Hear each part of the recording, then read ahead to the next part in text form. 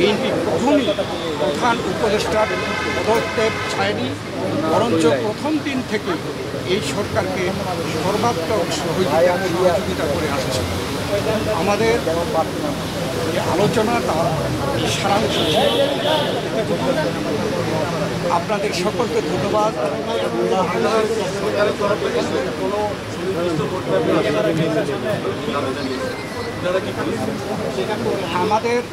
আমাদের যে আলোচনার মধ্যে আসছে সংস্কার, বিচার এবং নির্বাচন মূল।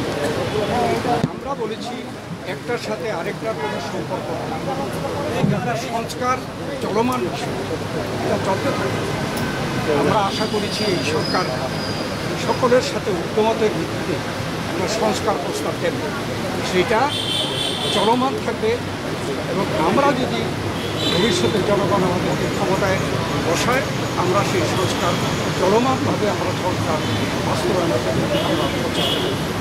আর মামলাগুলোর ব্যাপারে বাংলাদেশ জাতীয়তাবাদী দলের আমাদের দেশনেত্রী বেগম খালেদা জিয়া, ভারপ্রাপ্ত চেয়ারম্যান তারেক রহমান থেকে শুরু করে আমরা এবং সেই তৃণমূল পর্যন্ত আমাদের নেতাকর্মীরা সবচেয়ে বিক্ষুব্ধ। আমরা এই স্বৈরাচারী ফ্যাসিস্ট সরকারের কর্তা ব্যক্তিদের এবং যারা দায়ী তাদের বিচার চাই। অতএব আমরা তো বিচারের পক্ষে, তবে বিচার ব্যবস্থা যে স্বাধীন চাই, আমরা স্বাধীন বিচার ব্যবস্থা, এই বিচার সম্পন্ন করবে, এটাও কোনো 3 তারিখ ঠিক করে দেওয়া সম্ভব। এবং আমরা বলেছি যে যেগুলো সম্পন্ন না হবে সেগুলো যদি বিএনপি ক্ষমতায় যায়, তাহলে বিচারের আওতায় এনে স্বাধীন বিচার ব্যবস্থার মাধ্যমে এই বিচার সম্পন্ন।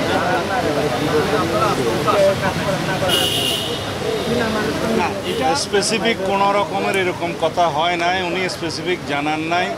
আমরা আমাদের দাবি জানিয়েছি, হয়তো বা ওনারা ওনার প্রেসের মাধ্যমে জানাবেন, সেই জন্য আমরা অপেক্ষা করব। এখনো প্রতিক্রিয়া জানানোর দরকার নেই, ওনারা প্রেস সেকশন কি বলে তারপর আমরা প্রতিক্রিয়া দেবো। পদত্যাগ নিয়ে কি হয়েছে, ওনার প্রেসকে আগে কথা বলতে বলবো, তারপরে সংস্কার এবং বিচার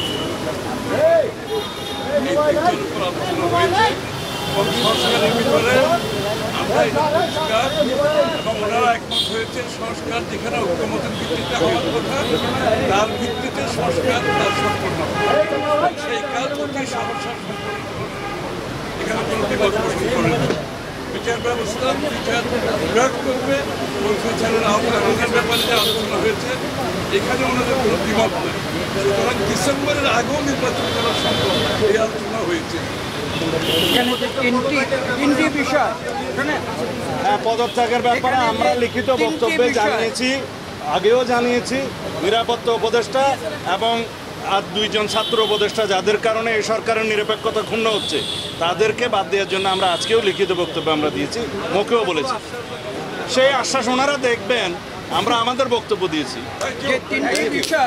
যে তিনটি বিষয় নিয়ে আমরা কথা বলেছি, আপনারা শুনেছেন, সংস্কার, বিচার এবং নির্বাচন। আমরা স্পষ্ট ভাষায় বলেছি যে দে আর মিউচুয়ালি এক্সক্লুসিভ, একটার সঙ্গে আরেকটার কোনো সম্পর্ক নেই। এবং যদি দ্রুত নির্বাচন দেওয়া হয়, আমরা স্পষ্ট ভাষায় বলেছি, আজকে বাংলাদেশের যে নৈরাজ্য হচ্ছে, যে আইন শৃঙ্খলা পরিস্থিতির অবনতি হচ্ছে, এক অ্যানাউন্সমেন্টের ফলশ্রুতিতে বাংলাদেশের শান্তি, শৃঙ্খলা এবং গণতন্ত্র ফিরে আসবে। ধন্যবাদ সবাইকে।